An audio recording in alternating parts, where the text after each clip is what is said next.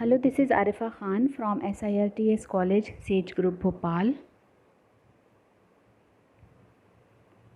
Subject code is 302 and the subject is discrete structure. Okay. Yesterday we discussed the basic definitions of binary operations and algebraic structure. Okay.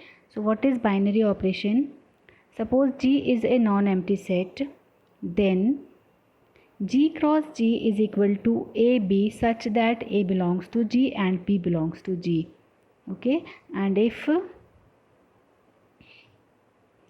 F such that G cross G tends to G, then F is called a binary operation on a set G. And algebraic structure is a non-empty set G equipped with one or more binary operations is said to be an algebraic structure. Okay. Now today's topic is group. So what is group? So definition of group is a group is a set G. G means a non-empty set with an binary operation, and binary operation is O. We represent as O. And if a non-empty set G satisfying the following properties, and the properties are: number 1 is G1, number 2 is G2, number 3 is G3, number 4 is G4. Or we can say that number 1 is G1, that is closure property, number 2 is associative property, number 3 that is G3 is identity property, and the number 4 is G4, that is inverse property. So if a non-empty set G with a binary operation O satisfying the following four conditions, then the set G is called group. Okay. Now what is G1? G1 means closure law. So by the definition of closure law we have, if we suppose G is a non-empty set, अगर G कोई non-empty set है, if G be any non-empty set and A and B are the elements of G, means A and B are the elements of G, means A and B belongs to G. Okay, if G be any non-empty set, suppose G be any non-empty set and the binary operation is O, suppose that is O. So if A and B are the elements of G, मतलब अगर A और B कोई दो element हैं उस non-empty set G के, then okay, if A and B belongs to G, then A into B is also belongs to G, is a property that called closure property. Okay. If A and B are the elements of G, then A into B is also belongs to G for all the values of A which is belongs to G and B is also belongs to G. Then we can say that G is closed. Okay. Then we can say that G is closed under the operation multiplication, और अगर हमारे पास कोई भी हमने operation लिया हुआ है O. Okay.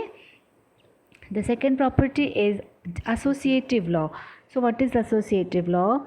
Suppose G be any non-empty set. Okay, अगर G कोई non-empty set है, then some elements belongs to G. So if we suppose A, B and C belongs to G, मतलब अगर तीन कोई element हैं जो उस non-empty set को belong करते हैं, then by the definition of associativity we have A into B into C, or is equal to A into B into C. Okay, so A into in bracket B into C is equal to in bracket A into B into C is belongs to G. Okay, so we can say that associative law is satisfied under the operation O or multiplication. ठीक है.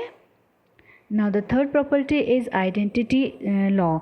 So identity law is existence of identity element, that is G3 is existence of identity element. So if we suppose G be any non-empty set, okay, if G be any non-empty set and multiplication operation is there, then if A belongs to G, then there exists its identity E, which is also belongs to G, such that E operate on A or A operate on E is always is equal to A, where A is the element of G, मतलब A जो है वो G का ही element होगा. So we can say that the identity element exists in G.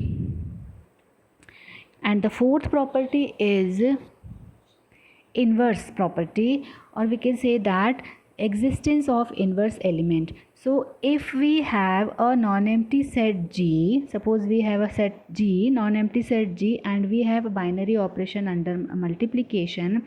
So by the definition of inverse element, we have if A belongs to G, okay, then there exists its inverse, A inverse, which is also belongs to G, and it is such that A dot A inverse is equivalent to A inverse dot A, and the result will be E. E means identity element. Okay, so inverse existence of inverse element says if A is the element of G, if A is the element of G, then there exists the sign, there exists A inverse which is also belongs to G, okay, such that A dot A inverse or A inverse dot A is always is equal to E, and obviously E is the element of G. So we can say that the inverse element exists in G. ठीक है, तो हमने क्या बोला कि अगर G कोई non empty set है और अगर कोई बाइनरी ऑपरेशन है अंडर मल्टीप्लिकेशन, एंड अगर वो नॉन एम्प्टी सेट G कुछ कंडीशंस को सेटिस्फाई करता है, and the conditions are G1, that is closure law, and the closure law says A into B belongs to G. Okay, for all A belongs to G and B belongs to G. And the second property is associative law, and associative law is A into B into C is equal to A into B into C and belongs to G. These elements, these results are belongs to G, then we can see that associative law is satisfied.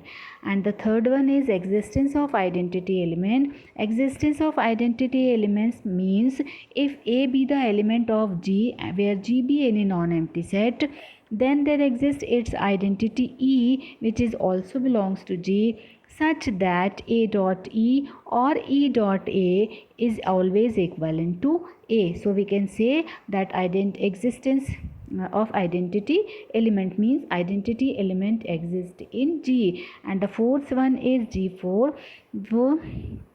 If A dot A inverse is equivalent to A inverse or dot A and the result will be E, then we can say that inverse element exists in G. Okay, and अगर G इन चारों properties को satisfy करता है, if the non-empty set G satisfying all the four properties under the operation multiplication or any operation O, then we can say that set is a group.